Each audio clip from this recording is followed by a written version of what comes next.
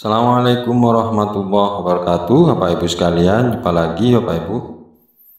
Bapak Ibu, pada video kali ini kita akan membahas tentang atau memberikan informasi tentang bagaimana kebijakan tentang kesejahteraan para Bapak Ibu pensiunan untuk tahun 2025 di bawah kepemimpinan Presiden terpilih, Presiden baru Prabowo Subianto Gibran, Bapak Ibu.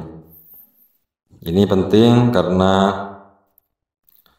menyangkut harapan dan tentunya tuntutan dari Bapak Ibu pensiunan, Bapak Ibu. Baik, untuk lebih cepatnya Bapak Ibu, untuk itu kita mengacu pada apa yang disebut dengan kerangka ekonomi makro dan pokok-pokok kebijakan fiskal tahun 2025 edisi pemutakhiran, Bapak Ibu. Jadi karena ini adalah dasar yang akan dipakai oleh pemerintahan yang baru untuk melaksanakan program-programnya, Bapak Ibu, ke depan selama 1 tahun yang menjadi acuan, Bapak Ibu. Jadi pemerintahan yang baru nanti tidak akan lepas atau keluar dari pokok-pokok kebijakan yang sudah dibuat untuk tahun 2025. Nah, menyangkut tentang kesejahteraan Bapak Ibu pensiunan, dari sekian banyak pembahasan di dalam kerangka ekonomi makro dan pokok-pokok kebijakan fiskal tahun 2025 ini, ada satu poin penting, yaitu tentang bagaimana jaminan sosial untuk tahun 2025, baik itu untuk PNS, TNI Polri, dan termasuk juga pensiunan PNS, Bapak Ibu. Mari kita lihat. Ini ada, kita cari di halaman 263. Nah, ini Bapak Ibu, jadi menyangkut program jaminan sosial ASN dan TNI Polri, Bapak Ibu. Jadi ini. Nah, di dalam program jaminan sosial ini, di sini sudah dijelaskan secara umum pokok-pokok kebijakannya. Bisa kita pahami bahwa begini isinya, Bapak Ibu. Secara umum, kondisi kesehatan keuangan 4 program jaminan ASN, TNI Polri relatif baik. 4 program tersebut antara lain yaitu jaminan kematian atau JKM, kemudian jaminan kecelakaan kerja atau JKK, berikutnya jaminan hari tua JHT, dan yang keempat jaminan pensiunan. Nah, ini yang menjadi target untuk 1 tahun ke depan, Bapak Ibu. Nah, di dalam jangka menengah perlu diperhatikan bahwa potensi resiko katanya bersumber dari program THT yang diproyeksikan akan terjadi tren peningkatan resiko klaim. Hal ini dapat berpotensi menambah beban belanja negara. Untuk program pensiun, pilihan skema manfaat pensiun dan pendanaan ke depan akan mempengaruhi beban belanja negara pada APBN pada periode 5-10 tahun di awal penerapan reformasi pensiun PNS. Ini nih kebijakan umumnya, Bapak Ibu. Nah, mitigasi atau pemetaan risiko dilakukan melalui penyusunan kajian reformasi sistem pensiunan dan penguatan sistem yang terintegrasi antara pemerintah pusat dan pemerintah daerah, serta melibatkan Pemda untuk berbagi beban pensiun dengan APBD serta penerapan Good Corporate government dan perbaikan kebijakan investasi. Nah, itu Bapak Ibu secara umum bahwa ke depan dari pernyataan ini bahwa skema pensiunan itu akan mempengaruhi beban belanja negara atau APBN untuk 5-10 tahun ke depan, katanya Bapak Ibu. Nah, ini yang menjadi permasalahan, apalagi setelah penerapan reformasi pensiunan PNS, katanya Bapak Ibu. Nah, untuk lebih jelasnya, untuk program 1 tahun ke depan di dalam dokumen pokok-pokok kebijakan fiskal ini, kita bisa lihat di halaman yang lain Bapak Ibu, yaitu halaman 121, itu menyangkut, nah ini Bapak Ibu, bagaimana bentuk reformasi perlindungan hari tua nanti bagi ASN. Jadi bentuk perlindungan hari tua yang akan dilakukan oleh pemerintah untuk 1 tahun ke depan Bapak Ibu. Nah, ini kebijakannya Bapak Ibu, yang pastinya ini sudah menjadi kebijakan pokok Bapak Ibu. Mari kita simak apa isinya Bapak Ibu.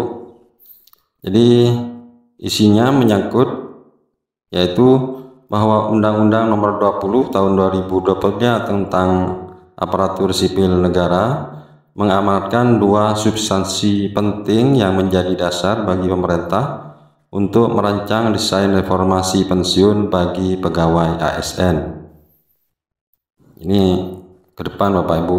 Yang pertama, bahwa pegawai pemerintah dengan perjanjian kerja atau P3K kini memiliki hak yang sama atas jaminan sosial sebagaimana halnya PNS, diantaranya terhadap jaminan pensiun dan jaminan hari tua. Hal ini merupakan bentuk komitmen pemerintah dalam mendorong tercapainya kesetaraan dan keadilan pada sistem kepegawaian pemerintah. Kemudian yang kedua,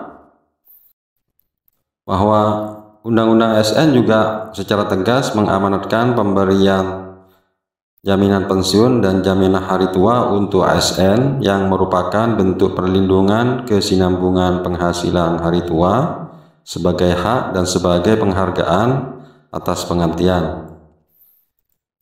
Pernyataan ini mempertegas bahwa perlindungan hari tua bagi ASN bukan saja sebagai bentuk perlindungan kepada ASN, tapi juga sebagai hak dan penghargaan atas pengabdian ASN. Jadi ke depan Bapak Ibu, bahwa pensiunan itu sudah mendapat perlindungan dari pemerintah dan bahkan sebagai hak, katanya Bapak Ibu, untuk mendapatkan kesejahteraan yang baik dari pemerintah, selain juga penghargaan atas pengabdiannya. Kemudian pemerintah telah menyadari bahwa terdapat beberapa tantangan dari penyelenggaraan program pensiunan bagi PNS saat ini. Ini tantangannya Bapak Ibu. Pertama, manfaat pensiun yang diterima oleh pensiunan PNS relatif masih rendah. Nah, ini katanya Bapak Ibu disadari oleh pemerintah dan dalam tren terus berkurang dibanding manfaat yang diterima PNS beberapa dekade yang lalu. Kondisi ini tidak lepas dari formula perhitungan iuran maupun manfaat dari skema pensiun saat ini yang berbasis pada gaji pokok dan semakin bertambahnya risiko tunjangan kinerja terhadap total penghasilan PNS. Jadi dari pernyataan ini Bapak Ibu, sepertinya pemerintah juga akan mengubah skema pensiun yang dianggap skema yang sekarang itu kurang memberikan manfaat yang lebih Bapak Ibu. Kemudian selain itu terdapat kesenjangan tingkat antara jabatan yang cenderung lebih rendah untuk tingkat jabatan yang lebih tinggi.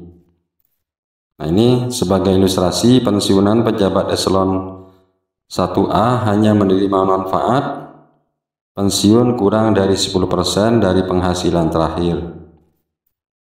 Selain perlindungan hari tua yang kurang memadai, tingkat RR juga ditengarai menjadi salah satu pendorong perilaku koruptif sebagaimana temuan Komisi Pemberantasan Korupsi dalam kajian pada tahun 2018.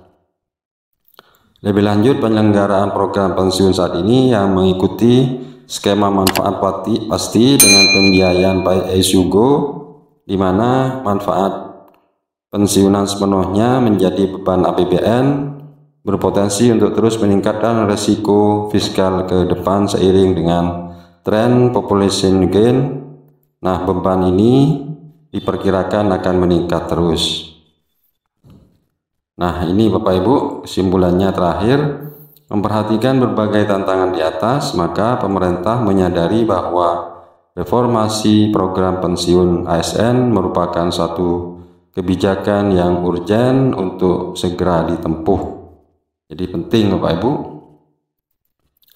Nah, ini yang akan dilakukan oleh pemerintah selama 1 tahun ke depan. Secara garis besar, arah reformasi program pensiun bagi ASN ke depan akan terbagi ke dalam 2 kelompok besar, yaitu satu, perubahan skema program untuk PNS existing, dan yang kedua, pengembangan program baru bagi PNS baru dan P3K. Nah, ini yang banyak ditanyakan oleh Bapak Ibu pensiunan, bahwa apakah pensiunan yang sudah lama itu juga akan mendapatkan atau menerima perlakuan yang sama dengan PNS baru atau P3K Bapak Ibu. Nah, rupanya ini ada skema berbeda Bapak Ibu.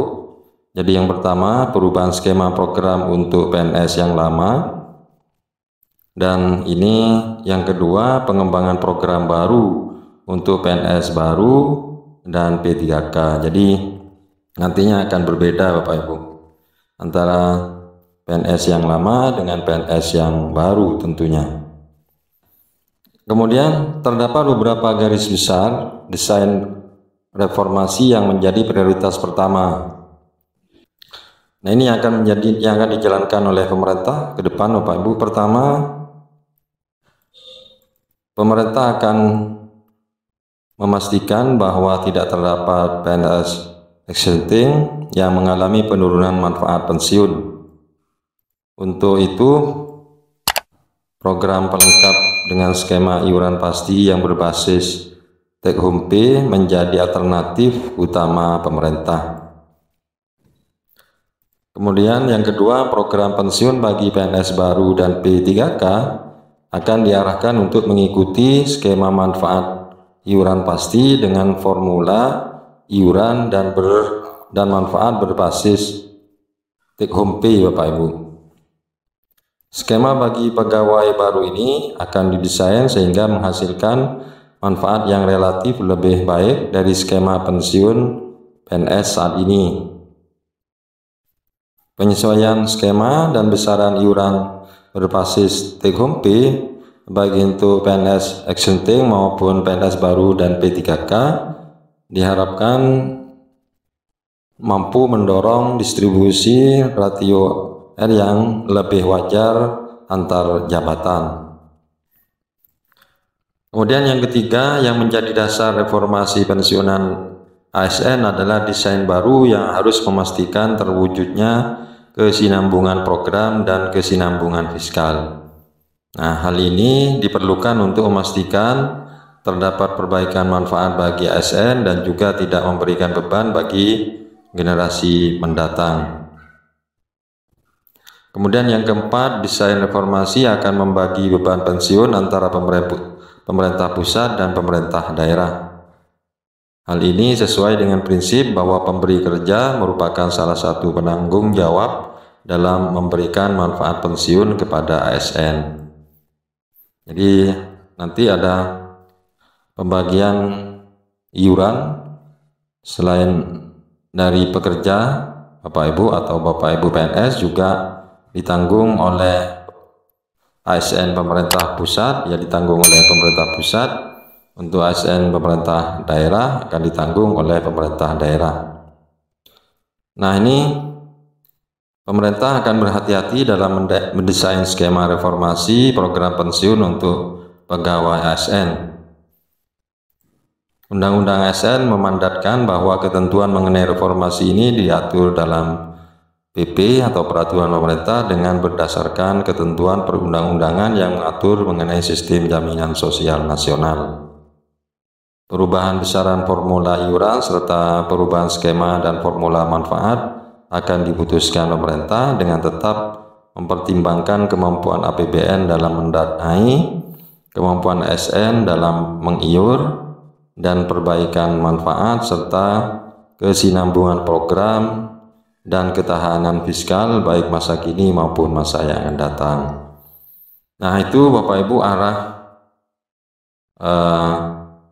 kebijakan yang akan dilakukan oleh pemerintah ke depan untuk kesejahteraan pensiunan ASN, kemudian juga secara khusus pensiunan PNS dan P3K Bapak Ibu. Nah, mudah-mudahan dengan penjelasan ini yang diambil dari skema kerangka ekonomi makro dan pokok-pokok kebijakan fiskal tahun 2025, Bapak Ibu mendapatkan pencerahan. Demikian, Assalamualaikum warahmatullahi wabarakatuh.